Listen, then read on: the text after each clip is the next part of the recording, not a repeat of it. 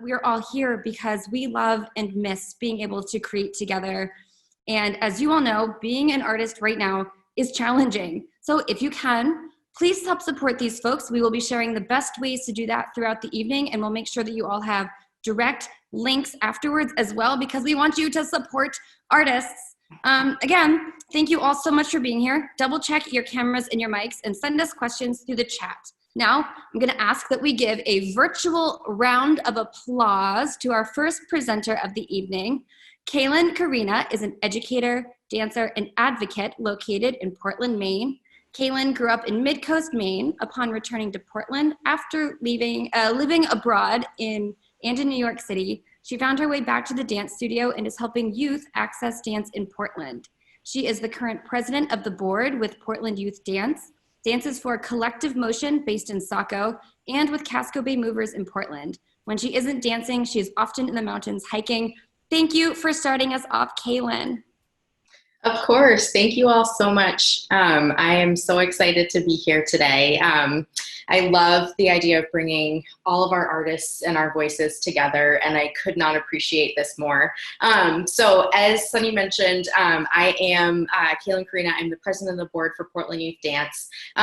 We started in good old Portland, Maine in 1998, originally called Upbeat Feet.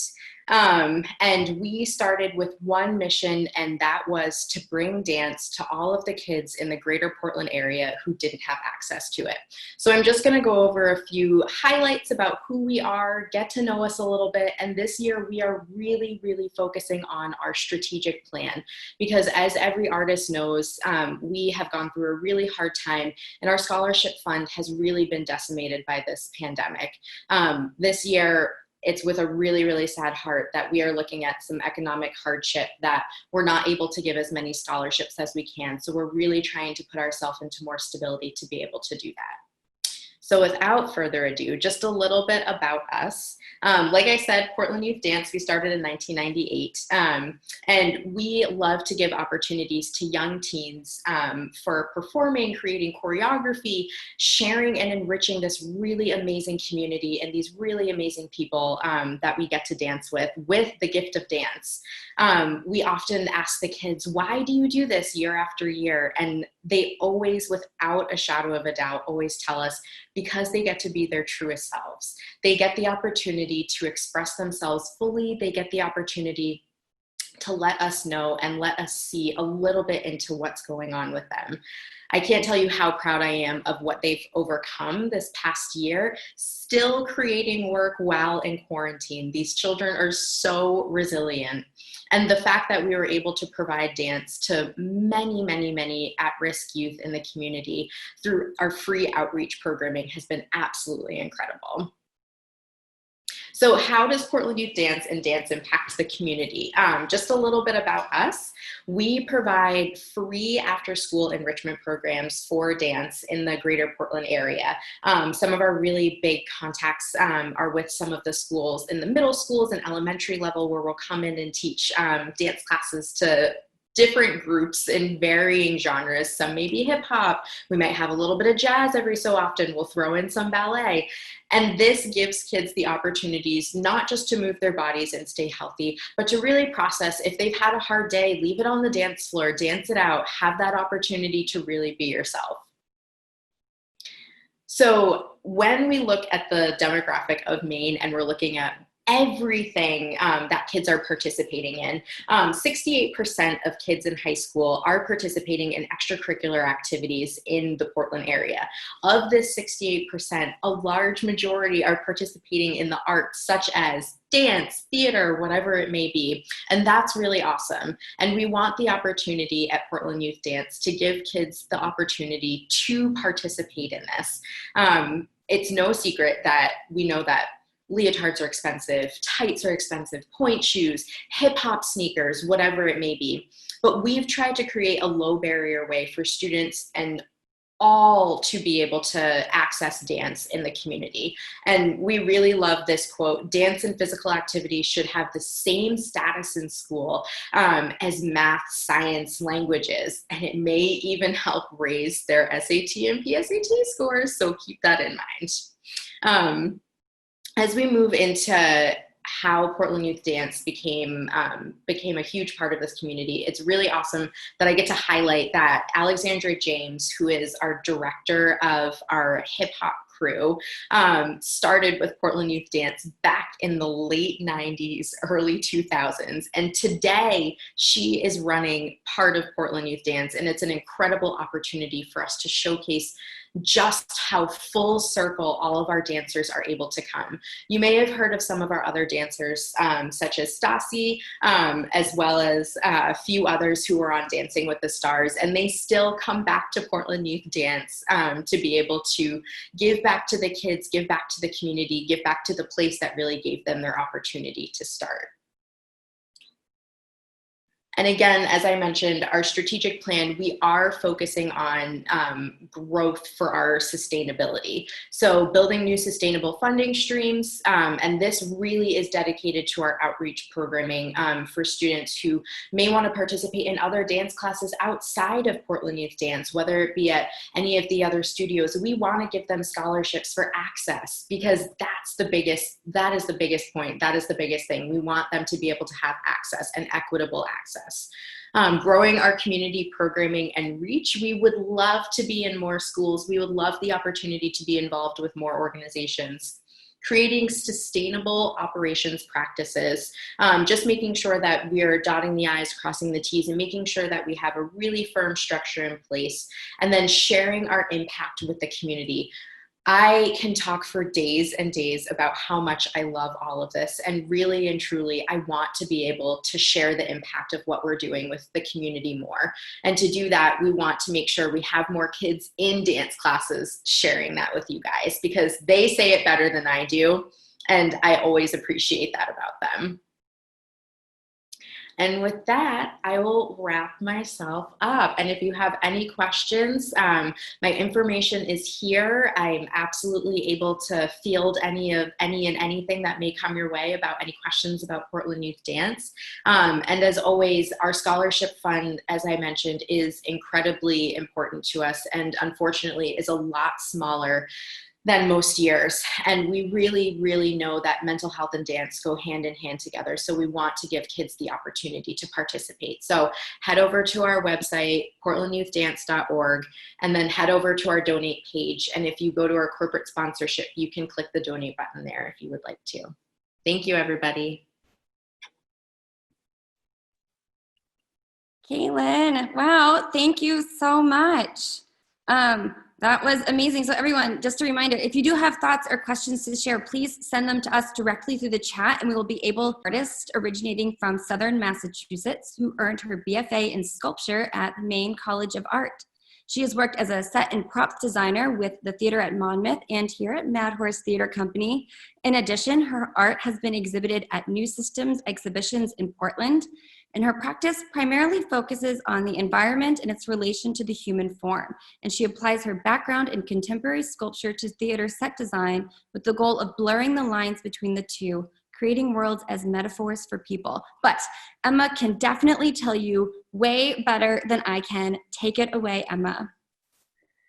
Hi, everyone. It's so great to be here. Firstly, I'd just like to say thank you all for having me. I'm so grateful that in such a tumultuous time, Mad Horse is still finding ways to support local artists. I've been making art since I was 6 years old. It's kind of like been the one constant in my life, and I feel like that's been a norm for a lot of artists. One of my professors once said in a conversation about taking time off that your art will find you. So it seems only fitting that in such a chaotic time, art is finding new ways of finding us. So I'm going to start a PowerPoint presentation now. Sharing screen. All right, so I realized I wanted to be a set designer 2 years ago when I had just declared my major in sculpture. Sculpture isn't just clay and stone carving, it can be any sort of medium. I was in a major with knitters, filmmakers, welders, dancers, and so on. And I think I was beginning to feel overwhelmed by how I could do anything, to the point where I had no idea what I wanted to do. But then all this changed when I was introduced to the musical Natasha, Pierre, and the Great Comet of 1812. I was absolutely mesmerized by how innovative the set was. This was the moment I realized that really, I'm not. You're sharing your screen. You go to the. Hmm. Go to there we chat. Yeah. Okay, now I'm sharing my screen. Sorry about that.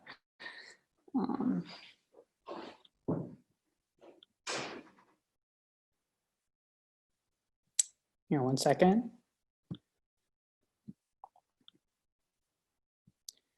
Okay, just gonna start that over real quick.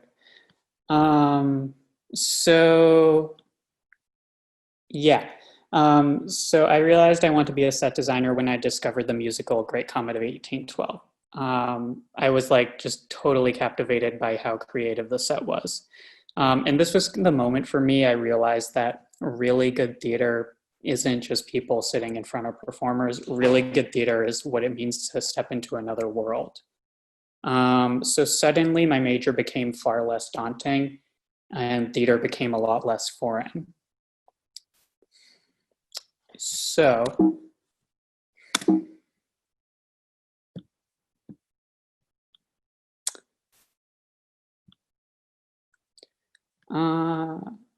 what followed was 2 years of studying set design in college through in-class critiques and an internship with the company theater at Monmouth. Shortly after finishing my internship with Monmouth, I was put in contact with Mad Horse Theater. Mad Horse needed a props designer for You Got Older, the last show of their 2020 season.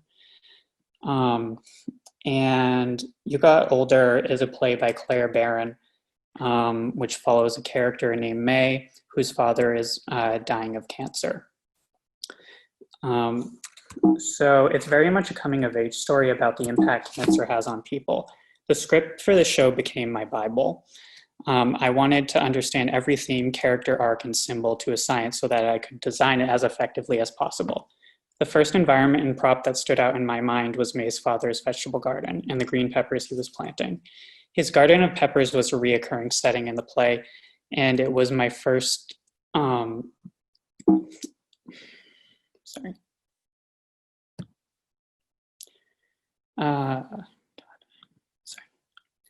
His garden of peppers was a reoccurring setting in the play, and it was clear from my first read-through that it carried symbolic weight. I just didn't yet understand what it was the peppers symbolized.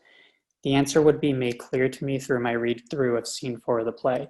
It was only after reading the scene that the set design of You Got Older really began to come together in my mind. The scene is introduced as follows. Torrential rain, May and Dad stand inside at the window, staring at the garden, the leaves on the ground, the naked trees. It thunders. The rain comes down even harder. May and her dad share a lighthearted conversation in their kitchen while they stare down their rain-drenched vegetable garden outside. The dialogue takes an unnerving turn when May abruptly tells her dad, I have a lump in the exact same place as yours.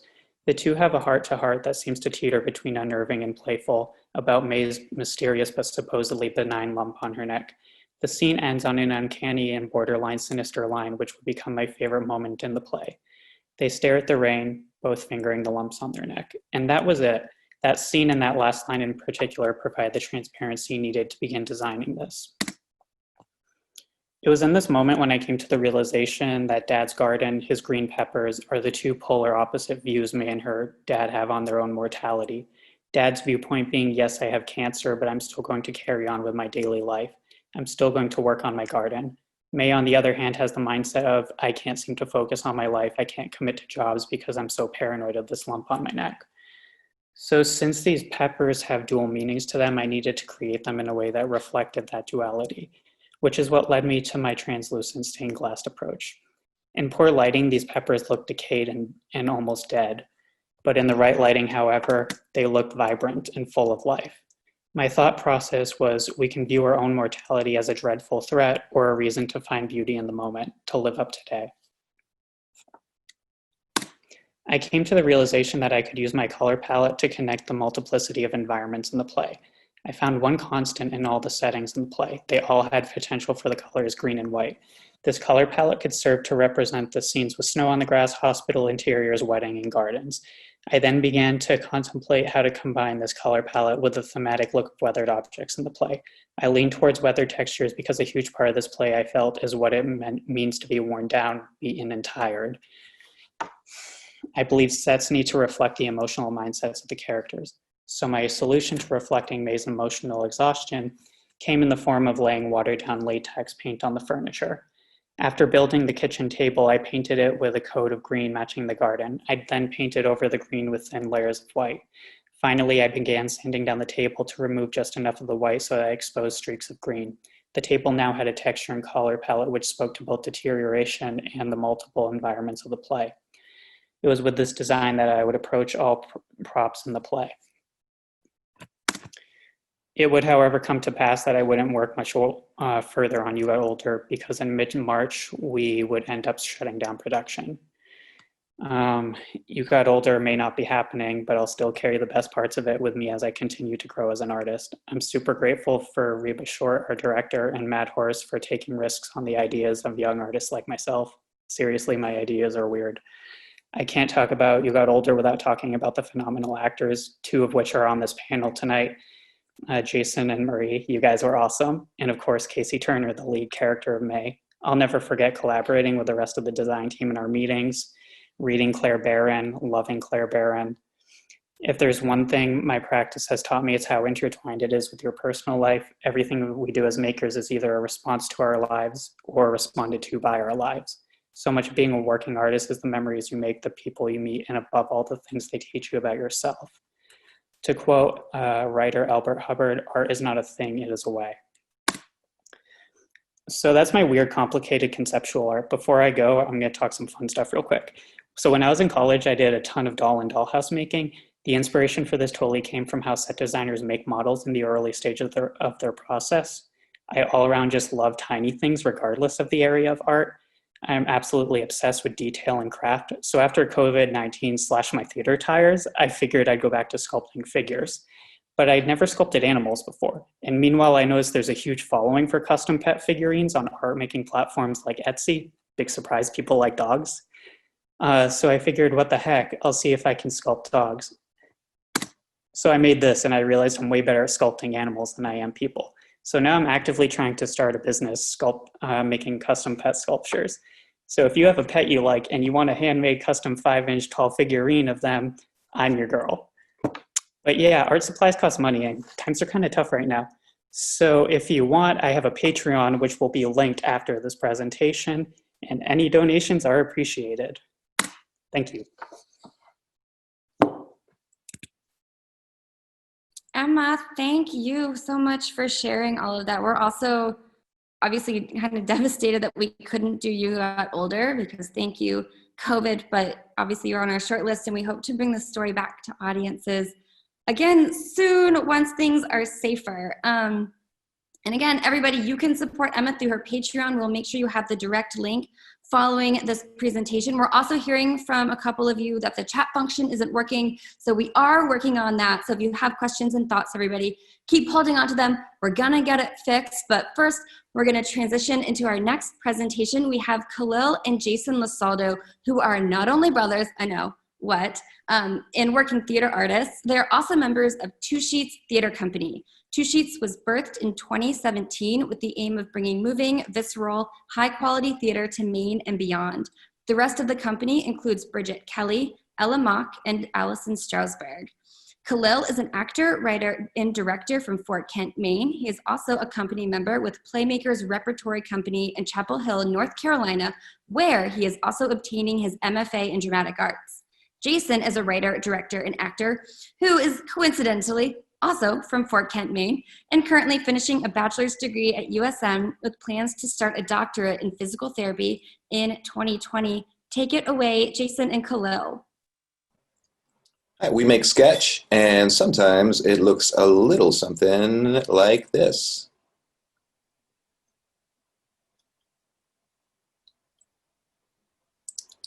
Andy! Hello, Rodney. Hello. Andy! Yes. Andy! Please stop calling me that. The Andes Mountains. How's it going, my man? I'm all right, Rodney. How are you? Never better, my fella. Nothing is wrong in America. So? So what? What'd you think? Of your screenplay. Yeah. What? It chills, right? Like chills right up and down your spine again. Chills up and down again. A screenplay's tale by me. That's my next screenplay. Just kidding. It's a take on There and Back Again, A Hobbit's Tale by Bilbo Baggins. Yeah, I get it. Not a lot of people have read that. So come on, man. What'd you think? Well, there was some interesting phrasing. Yeah? And your punctuation is really consistent. What? What? That's a bullshit note. Come on, man. Give me something I can work with to start sending this bad puppy out to pee. Be honest, dude. Brutally. It was a little much for me, Rodney. Like you wanted like trigger warnings or something? You named the main character Rod. So? So let's say it gets made and the credits roll. Rod the Fixer, written by Rodney. Like, people are gonna connect the two, you know? So? That's fine. There are tons of eponymous stories out there. You think people shit their pants when they're sitting down to Romeo and Juliet and Romeo shows up? Not the same. This reads like a fantasy autobiography. Yeah, it's more like an action flick. Okay, yeah, let's get to that. Okay. This is a story about a guy who fixes an unjust work environment by killing everyone at work. Yeah. It's a corrupt place. The mayor's on the take from the mafia. Rodney, we work together. So you know how farsed up it is. Not that far stuff. Well, you gotta punch it up for story, but write what you know, right? No, there's a guy named Andrew who gets drowned and then eaten by sharks. Well, I die. it's not you. You kill a character twice. Either one of those is more than enough for a workplace drama. You mutilate the bodies. Dude, that's nature, buddy. Grizzly Bear Grills. Insurance companies don't have company shark tanks. So you missed the social commentary. That's cool, man. That's cool. Before I die, I give you permission to hit on my super hot wife. It's a work of fiction, dude. Seriously. You want to kill us. You're focusing on it wrong. I'm just looking at it, man. Yeah, but you're not seeing what I'm seeing. You don't get it. It's satirical. Bloody head drips off the wall is a stage direction. Yeah, but imagine, they like the plot, right? And it gets made with like a nice white star, like fucking Jake Gyllenhaal. As who? Anybody, dude. This thing is like catnip for big name stars trying to stay edgy. So he's gonna play the wife? Come on, dude. That's.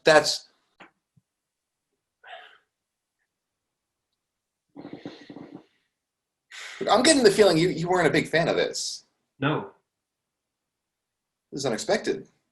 Seriously. Yeah, feeling really betrayed here, dude. More unexpected than a...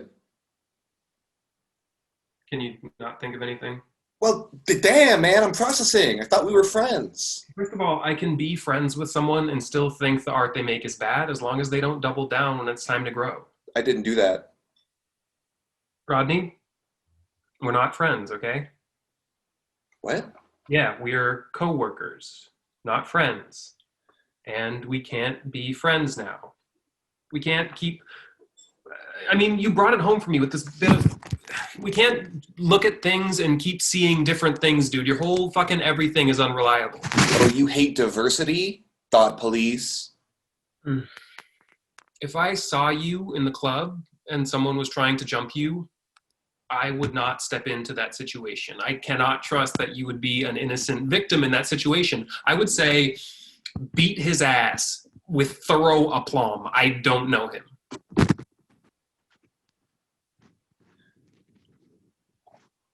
Well, how can we come back from this? I'm good, dude.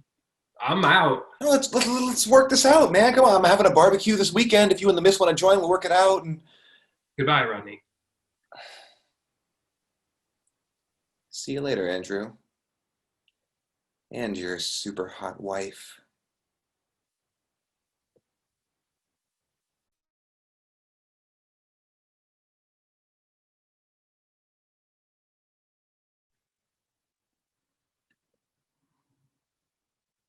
Cool. So thanks for watching that. Hopefully it gave you something to chew on, something to taste for the rest of the evening.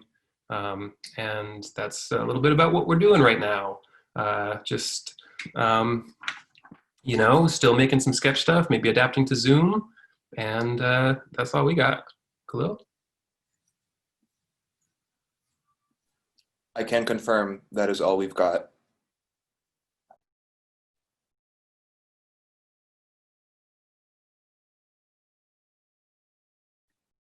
Thank you, Jason and Khalil. That Bilbo Baggins comment just murdered me. I was laughing so hard. That was very funny. And thank you, everybody. I think we figured out the chat function. So questions and comments are starting to come in. So again, you can direct everything there and we will address everything at the end of these presentations. But now we're gonna move along to our fourth artist tonight. Maya Williams, pronouns they, she, is a Black and mixed-race suicide survivor residing in Portland, Maine. Maya has published poems with Glitter Mob, the Portland Press Herald, Black Table Arts, Oculum, Homology Lit, and more. They are Best of the Net nominee and a winner of Port Fringe's Audience Choice Award for their spoken word showcase, Speaking with an Extraterrestrial, in 2019. You can find Maya hosting open mics on Tuesday nights and facilitating writing workshops on Sunday mornings, all via Zoom. And you can follow Maya's work via her website, MayaWilliamsPoet.com. And please support Maya, support artists. You can through her Venmo. It is at MayaWilliams16. So as we do with poets, virtual snaps for Maya. Yes, thank you so much. Thank you so much for this time. So I will use this time to share 3 poems with y'all and then talk about how else you can support my work as a poet. This first poem I wrote during my MFA program with Randolph College, and it's influenced by the amount of reality TV I've been watching since quarantine, particularly America's Next Top Model. Due to COVID-19 regulations, we can't have Tyra, the judges, or any models all together in Los Angeles. But no worries, fans need this now more than ever, and we're gonna give it to them. Here's how you can audition for Cycle 25 of America's Next Top Model, Web Edition. 1. Be sure to test a high-quality webcam before use. As a potential America's Next Top Model contestant, it is best to invest time in making a good impression for the judges. 2. Have your webcam set up in a place where we can see your walk later in the audition. Remember that if your walk doesn't meet their standards, the judges aren't laughing at you as long as you laugh with them. Practice makes perfect. 3. Wear an outfit that accentuates your arms and legs, but nothing too short if you're femme, nothing too long if you're mask. Keep it professional while also letting us know how much you know your body. 4. Email an electronically signed consent form for our production team to take your temperature before our final in-person episode, shooting a commercial if you make it into our top 3 after 14 weeks of quarantine-style challenges. If you have COVID-related symptoms before the season finale, we will gently disqualify you and wish you the best in health treatment. So follow social distancing procedures throughout the competition and wear your mask. The form also gives our designers consent to modify your hair length, color, and/or texture. We may close or widen any gaps in your teeth. We may request you to pose nude. This all depends on what the judges think is suitable for future clients. Don't forget to turn in that form. 5. On the day of, state your name, pronouns, where you're from, your age, and your measurements. 6. Stand up straight and keep your camera on the whole time. 7. Mute yourself when the judges are talking to you. The judges will tell you when to unmute yourself. Best of luck in your running towards becoming America's Next Top Model. Thanks. That's the first poem. The second poem is a love story. That's the title, and it's after, so it's inspired by the author Melissa Broder, and it's inspired by Tushy's theater company member, Bridget Kelly. Content warning for a brief mention of suicide. 1. You were my first kiss, then you came out as gay, then you killed yourself. Now you have the biggest impact on my life, whether I like it or not, a love story. 2, you were my second kiss. And if I knew the word F-boy before I started high school, I definitely would have applied it to you, but congrats on your engagement, I guess, a love story. 3, you were a mistake, a love story. 4, you were not a mistake, but we were together longer than necessary. I performed stand-up once about how we broke up because I'm better than you. I'm not better than you, a love story. 5, you met me at a Leslie Odom Jr. concert, and I wrote you a poem about being happy and gross with you. It's still one of my best poems, a love story. 6, that's it, a love story. 7, you met me on Bumble, then I wrote you a haiku about cuddling, then I wrote a poem about love that could have been indirectly about you, then I wrote a poem about choices that was directly about you, a love story. 8, am I attracted to you? A love story. 9, am I attracted to you, or can I not just afford dinner tonight? A love story.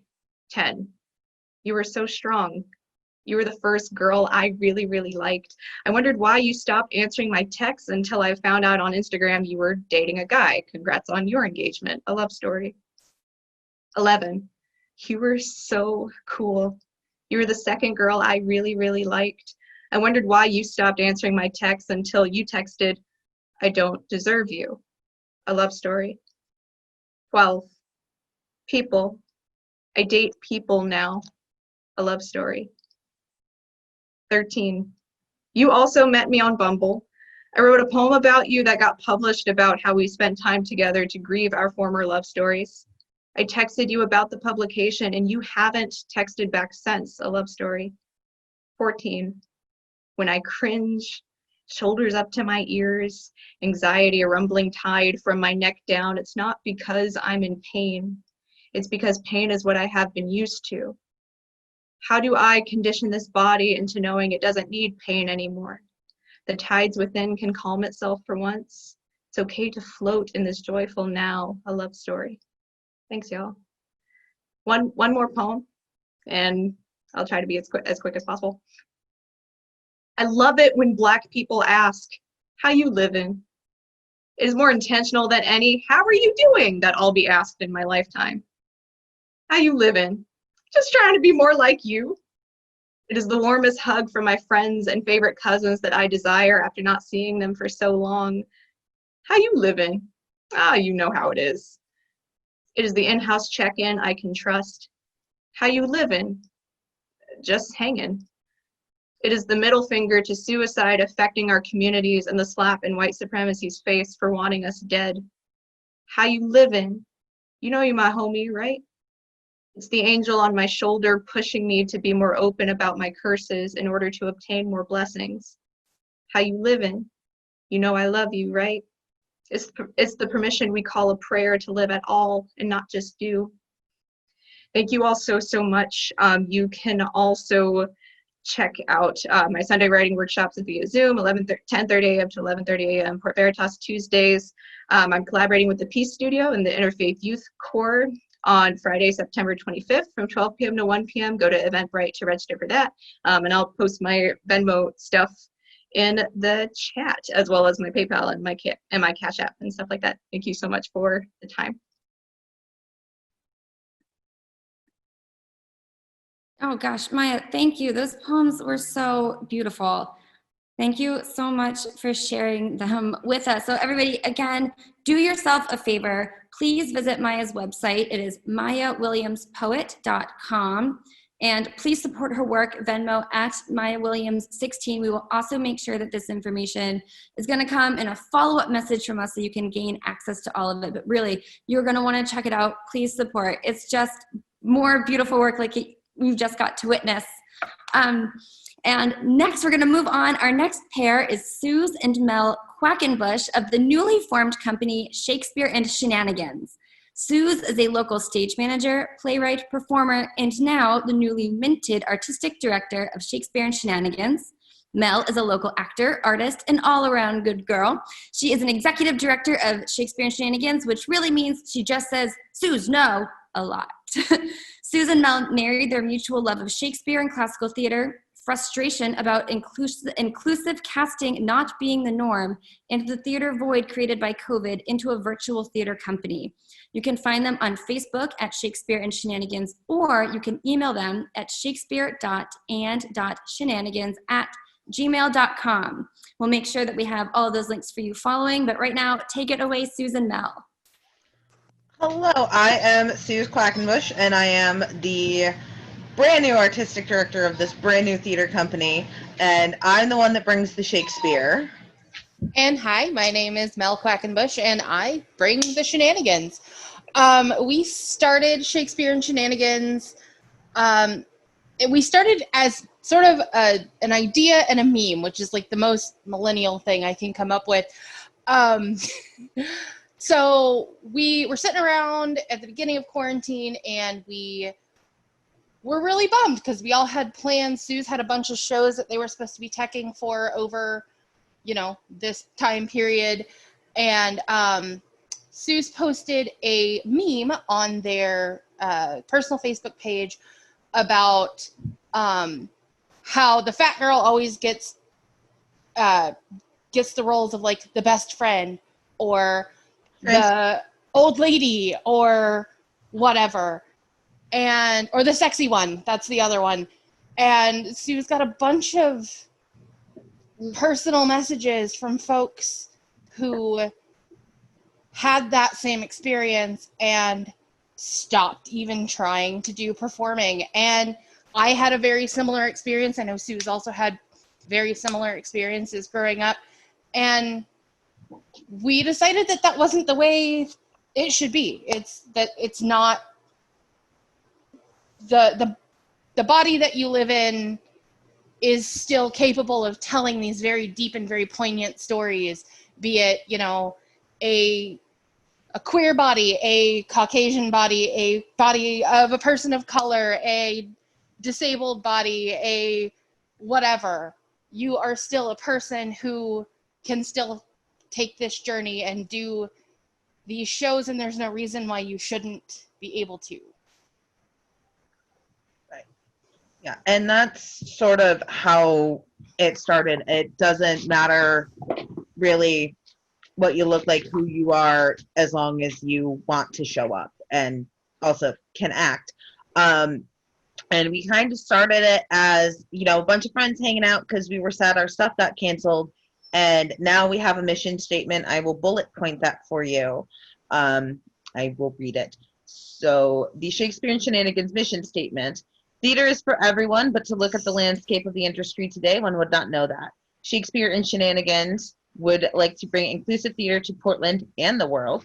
And we are committed to breathing new life into old plays, putting queer, marginalized voices and the voices of our friends of color at the forefront of an industry that has historically centered maleness and whiteness. We are hoping to make Shakespeare relatable to a modern audience and make our shows accessible to everyone that wishes to see them. So to do that, we are going to cast whoever is right for the part, regardless of their looks, body type, race, sexual or gender identity and expression. When we are all allowed to go outside again and do live shows, we will make all of our shows pay what you can with no one turned away for lack of funds. And we are committing to having these conversations of what it means to be inclusive and diverse in 2020. So that's us. And yeah, we have read a show.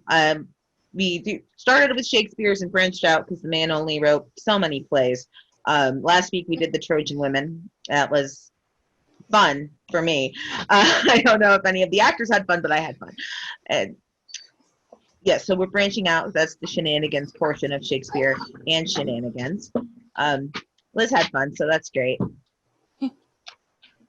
And having these conversations and doing it. Now we are starting to do live shows. October the 9th on our Facebook page, which is Facebook/Shakes and Hands.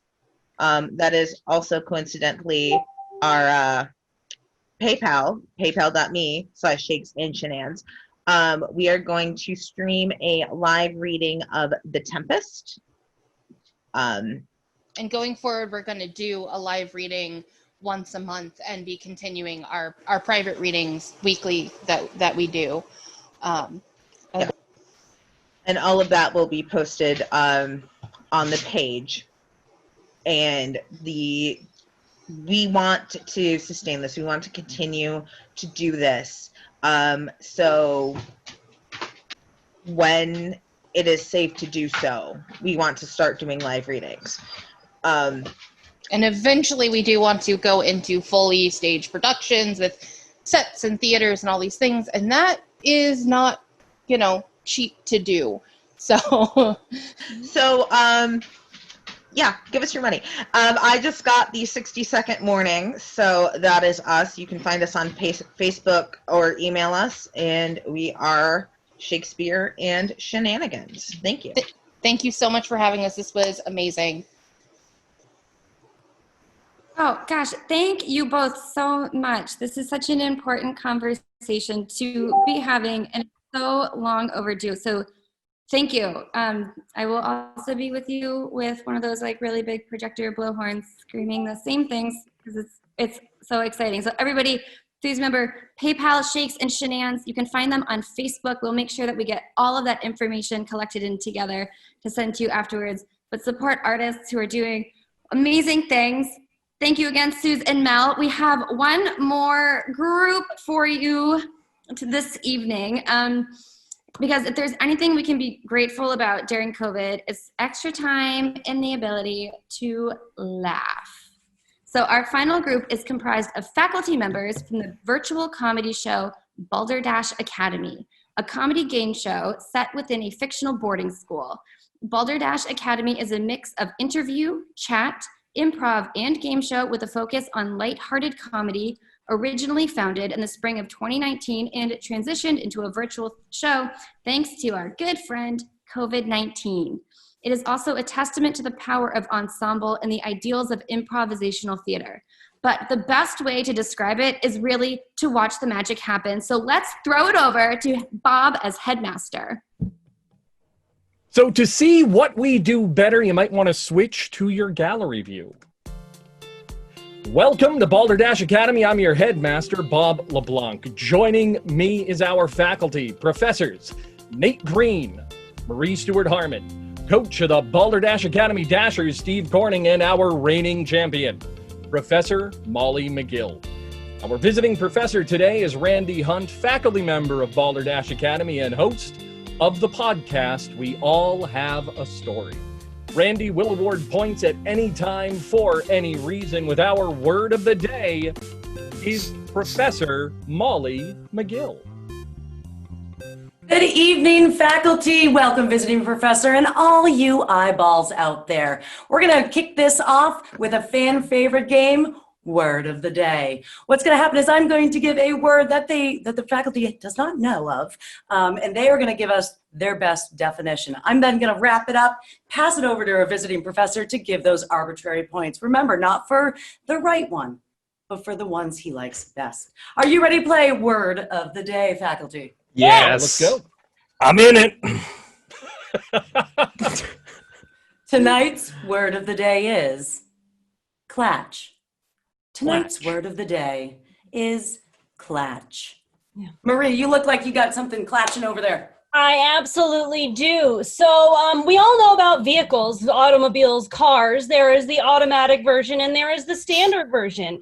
In a standard version vehicle, you use a clutch to shift from gear to gear. A clatch is what people use on a bicycle, specifically the kind of bicycles that have a basket to shift gears. Clatching, it also is a similar sound. Clatch, clatch, clatch, clatch, clatch, clatch, clatch, clatch. Clatching, shifting gears on a bicycle. Wow, Marie, that was an answer. Steve, what do you have? Now, clatch, let me tell you a little bit about this word because I know a lot about it. Now, as a coach, of an actual real sporting team. We all know keeping hydrated during a game is important. Having electrolytes in your system is important. That's why I invented the Clatch. It's a pre-game sandwich, all right? It's a perfect way to fill your body with electrolytes. It's 2 slices of bologna, 7 pickles, a cup of sugar, and some Red Bull aioli. It is so good. It is so perfect. That'll pep you up perfectly for every sporting event. That's the Clatch. Yeah, pep you up. You'll need some Pepto-Bismol with that one. Wow. Okay. Nate, what do you got for us? Well, this isn't a word that's used so much anymore, but back in the 1800s, when the cowboys roamed the Wild West and Portland, the Clatch was actually it was like a small purse or pocketbook. It was like a clutch, but it was used for tying up your horse. So you would go to a house, and so this is kind of like right around Marie's story about the cars, except it's predates it. It's with the horses. You use your clutch to clutch your horse, and if you have a clutch, then the horse isn't going anywhere. It also helps to bring a nice drink for the horse too. They appreciate that. Mm-hmm. Yeah, horses do like a good beverage. Okay, faculty, thank you so much. Visiting professor, let's wrap this up. We have Marie with the 2-wheeled basket case. We have Steve with his pregame Sammy. And we have Nate with his horse clutch clash. What do you feel? I thought they were all great answers. I would like to award some points based on my thoughts. First, I would like to give 25 points, sentimental points, to Marie for her answer, because this reminded me of my childhood and, putting the baseball cards on my bicycle and riding down the street. So 25 sentimental points for Marie. 5 sentimental points. For Nate, I'm going to give him 35 tongue twister points, because there was a lot of clutching going on there. And he did it perfectly. So 35 points there. And because I am absolutely starving, I'm going to give Steve 50 points, 25 being ego points because he took credit for the invention himself. 5 points because I'm hungry and he reminded me that I need to go eat. Awesome. All right. Thank you. I think we're all a little hungry now too. Thanks, Coach. Okay, faculty. Well, it just goes to show again that you did not read my memo, but that's okay, because now this is getting to be a trend. Tonight's word of the day is kind of like what we're doing now. If any of you are drinking coffee, especially, Clatch means a social gathering, especially with coffee and conversation. All right. Good on ya. So maybe our Mad Horse next meeting should be a chit chat clatch. Chit chat clatch. Chit chat clatch. DCC. That works. Is that Excellent. a bicycle Well I done. hear? We are Balderdash Academy. This is one of the 9 games that we play, including an interview with our visiting professor. Our visiting professors run the gamut from doctors to performers, stand-up comics to poets. If they're interesting, we try to get them. We launch every other week with 5 episodes with bonuses in between. You can find more information about us online at balderdashacademy.com. None of the answers we give are right. Nope. Intermixed within the show, we do have correct answers, and we have commentary running in the videos that is actually fact-checked. So you can check us out online in YouTube, podcasts, or at balderdashacademy.com. Thank you. Thanks, guys. Thank you. Go Dashers. Go Dash! Gosh, no, really, thank all of you. Oh, that was hard to just pull myself together. Amazing. So thank you, Balderdash. That, I feel like we all needed that laughter. So again, everybody, they can be found on Facebook, Instagram, YouTube, via their website. They have a podcast. We will make sure that all of those links are available to you soon. But first, can we all give another virtual round of applause for this entire group of amazing artists who have joined us tonight? Thank you all so much for sharing your vision and passion and everything that you do. This is really exciting. Like Maine just has so many vibrant creative thinkers, and it's really, we're so pleased to kick this off. So for everybody watching, we have about 30 minutes left of this evening, and some questions have started to roll in. So if you have anything that you would like to share, questions you have for any of the artists, please direct them to us directly into the chat, and we can facilitate. So artists, so far the questions that we have are directed towards everybody, so we can take some turns answering. But the first one, which I think has been on all of our minds, what has been the greatest challenges of the past few months? Any of you guys can just... I think that you can answer the question as an artist or as a human being. I'm lucky right now personally to have the structure of a graduate institution, and we're still making art there. I think the real challenge is personally, like just the growing pains of adjusting to a new life where you can see fewer people in person. Your mirror neurons, mine are hungry. That's me. Yeah, thank you, Khalil. Do any of our other artists have something? Well, I will start, and Mel can jump in and say Suze no. This is sort of a brand new thing for us. We literally accidentally created a theater company. Thanks, Marie. And so I'm real good at being a stage manager. I've never been in charge of a theater company before, so we're learning all of this together. So there have been so many books purchased in the last 6 months about how to even how to even theater company. So it's been definitely a process, but it's been a lot of fun. Like personally, I am not a human that is made for social distance at all, even a little bit. I am like the most extroverted thing in 9 counties. So it's been definitely a process. Yeah, it makes it really interesting because I'm the most introverted thing in 9 counties. So that makes it real interesting. But really the challenge with sort of what we're doing with the Shenanigans is figuring it out. Yeah. For us, it was trying to find a way to translate a live medium into a virtual medium with a delay in time that could be up to 2 seconds, 3 seconds between performers. So when we're watching this on Zoom, we're not watching reality. We're watching this artificial reality that was put together by the program.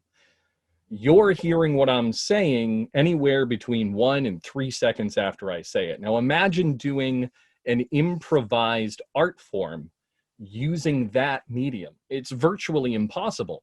So for us, the challenge was finding a way to take live improv and translating it with a tape delay. This is what we came up with. I think, and so many of us of Balderdash have been performing weekly, or had been performing weekly down in Biddeford at Maine Rep, and we sort of just were trying to find a way to stay sane together and just continue to be able to laugh. And doing improv on Zoom with the way that we were doing it in person with the group mind and there's not a 3-second delay. That was a really interesting thing that we had to grapple with. And it took us a few episodes, I think, to figure it out, but I think we found our groove. It was difficult being like a physical comic too, not having the physicality that we usually have on stage with each other. I mean, you probably notice I'm bouncing all around anyways, but you know, having to really hone that in and make sure that it's really in the words and in the response as opposed to in the physicality. Yeah, to that point, I'm like so interested in seeing what society is like after we've lived enough time in the Zoom world. Like for me, I'll see someone in person and give them a thumbs up close to my head so it stays in frame. It's like you curl a little thumbs up and like, I'm going to keep that. I can't exercise it. Or having to go back to work and actually put pants on. Yeah, I'm very curious too, and like, if everyone's going to be honest right now, Who's not wearing pants on the Zoom call? I wear gym shorts. There is no reason to dress from the waist up, right? There is for the rest of the faculty in Balderdash. One of the games we have is called Mask Charade, where everybody puts on blindfolds. One person does charades, and I have to describe it. So the person doing charades needs to wear pants, but that's it. Oh, that's great. Okay. Does anyone else have any answers for our first question, or I can jump over to our next one? Cool. So the next question is, do you have any thoughts on how the next few months will play out? Nope. Same. Yeah, if anybody's got any thoughts on how that's all going to play out, then we'd love to hear them. I think it totally hinges on who will win the election. Like, who's going to lead this nation fully comprised of individuals, like either towards science or against it. So like, I feel like that's the question that all the other questions are predicated upon. So I've been following the 538 podcast. There are just some pollsters and political minds that are fun to listen to. I wouldn't bet on who's going to win the election. There's so many factors. And now I will shut up. So in relation to the art form in relation to the art form itself, we made sure to bank episodes. We just filmed our late January episode. So we have those in the bank. It takes us about 2 weeks to edit a single 5 installment episode. The next couple of months, we're switching to a companion comedy podcast to do the longer games that we can't necessarily do in a show, and to do the more scene work that we were raised on. But between now and then, it's going to be, how do we continue to find a way to do it? How can we monetize it to cover the costs? Nobody's going to make a profit on it, but we're all looking to at least cover cost, or at least find a way to keep our art form going. What it really comes down to is everybody on this call is essential for where we are right now. We are all essential employees. We are artists, and the job of artists is to get us through the pandemic and the global chaos that's either here or coming. We were made for 2020, and we're doing our damnedest to make sure that we're still here for 2021. That's what it comes down to. That's our future. Yeah, Bob, thank you. Does anybody else want to tackle that one? I just one. Oh, no, go for it, please. Yeah, my goodness yeah. gracious. I just want to add how this pandemic has been teaching us a lot about uncertainties, and we've been talking a lot about having to adjust to new schedules and new routines and what have you. So the question about what's going to happen in the future, it's around like, do we have to set up another set of new routines? Are we going to be on lockdown again? Are more Black people going to die? And things of that nature. And as far as like how to remember to take care of ourselves, especially in a capitalist culture where they thrives on the idea of hustling, and how that plays a role for artists as well. So it's like yes, we're still here, we're living, we're breathing from now until 2021, but also like I would love to remind us to rest, and how if we don't create something during the day, that's fine. If we don't produce something, that is okay. That does not make us any less of artists. So just wanting to name that. Yeah, Maya, thank you. Yes. You both have so far started kind of getting into what our next couple of questions are. We've had a couple that are along the same lines. So if we're comfortable, we can jump forward, and I'm going to try to paraphrase. but a couple of folks have asked, what changes do you think the pandemic will have on your art long term? And have you discovered any new possibilities or surprises that have changed your art for the future? Yeah, definitely. For me, I started writing a lot when the pandemic happened because I'd wanted to write for a while. And when the pandemic finally happened, it was finally this like moment of like, maybe I'll finally try to get into playwriting. So for me, that's been a thing. And also, I feel like my art's become a lot more personal and a lot more reflective of the world around me. I'm writing a lot right now about the pandemic and what it means to stay connected with one another and how people adapt when they can't be connected. I'm really interested in those topics. I'm interested in what it means to wear a mask, what it means as a transgender person to wear a mask, and how people treat you differently when they can't see your face.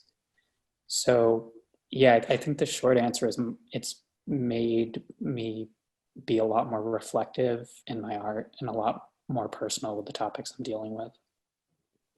Emma, thank you. That was really beautiful. Would anybody else like to speak on this topic? So outside of everyone who's in Balderdash Academy are either members of the main repertory theater's Chamber of Comedy. Randy is a member of Comedy Sports. Carla Rose Dubois, who also is a faculty member, is a member of Mainly Improv. And for us, what we've discovered is improv being so high energy, being the same problems you have with singing in a closed room is the same problems you have with improv in a closed room. Whether you like it or not, you're getting droplets on you. So it's for us looking forward as to how we're going to do it, we're looking at potentially years before we could even get back into in-person, even in an outdoor setting. We're looking at potentially 5 years or more. So for us, it's taking a look at what the realities are, what the science says, and trying to find a way to work within those parameters. Zoom fatigue is a very real thing. It's the reason why we film on Zoom, but edit to put the episodes out. We can do things like close-ups. We can break the paneling. So for us, it's how can we change the art form to meet the current safety requirements and really go above and beyond the safety requirements, but still keep it funny and keep it fresh and keep ourselves sane. Yeah, it's also a really important inflection point, I think. Like we see White American Theater sent out their missive. Yeah, Marie. So a chance for the value of what art is to us, the value that it has for us internally. I think it interacts with representation well. I lost it. So yeah, Marie, do you want to jump in? Also, Kaylin, I feel like your dance stuff would be a welcome touch on that topic. Yeah, I mean, we have been dancing in 6-foot boxes, 6 feet apart, with masks on, outside, blended inside with really, really small classes. And it's really hard because creating movement without feeling connected to the room and connected to the people that are inside the room, connected to like the true emotion, how do you convey that? How do you do that? How do you breathe as one without knowing how you are in the room, how you are in yourself, how you are in the space? So it's been a challenge, but my students, not to toot my little baby horns, but they are absolutely incredible. They have fought through more than I could humanly know. Actually, in the question before about what's been the hardest part about quarantine and moving your art or not being able to express your art is watching your students try to keep it together because they know that you have so much going on and you're trying to do so much for them that they don't want to let you know what's really going on. And you see it behind their eyes, you see it in the movement, you see it in so much of their being, because really and truly the body keeps the score. No matter what, the body keeps the score. So when you see that tension, you see that absolute need to express themselves and they are struggling, that has been so hard. But with the opportunity to dance outside, with the opportunity to be very, very distanced while we are having movement, I've seen like a whole new light from them and a whole new burst of creativity that I could not even imagine. These kids are pulling from site-specific, I had one kid who went to a farm the other weekend and, decided to do a dance around the different